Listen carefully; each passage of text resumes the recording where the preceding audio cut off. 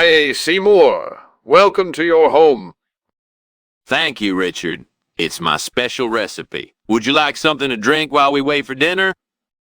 Sure, Seymour. I'll have a glass of wine. How about you? I'll also have a glass, Richard. And don't forget to take some Halloween candy from the bowl on the table. Oh, I wouldn't miss that. Thanks, Seymour. By the way, how's your job going? Are you still working at the power plant? Yes, Richard, it's going well. I'm glad you came to our home for a visit. How's your wife and kids? They're all doing great, Seymour. Thanks for asking. Anyway, I heard you have a new hobby. Are you enjoying it? Yes, Richard. I started gardening recently. It's been a fun and relaxing experience. How's your golf game going? It's going well, Seymour. I played with Mayor Quimby last weekend and we had a great time. Speaking of the mayor, have you seen him lately? No, Richard, I haven't talked to him recently.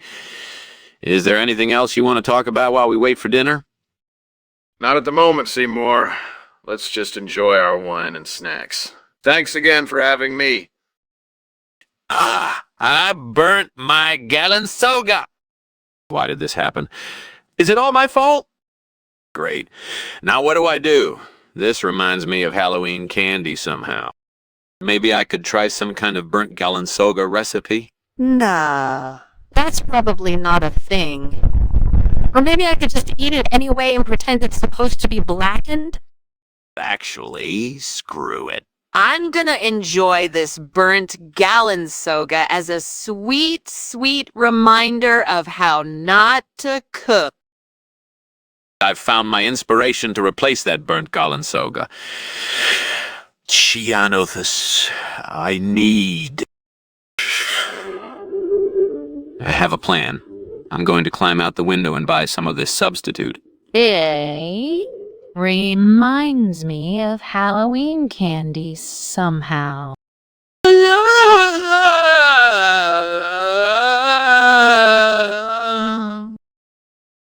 Skinner, what's that smoke coming from the kitchen? Skinner, that's ridiculous. There's smoke coming from the kitchen, not steam. I told you, it's a steamed version of galinsoga. The smoke is just steam.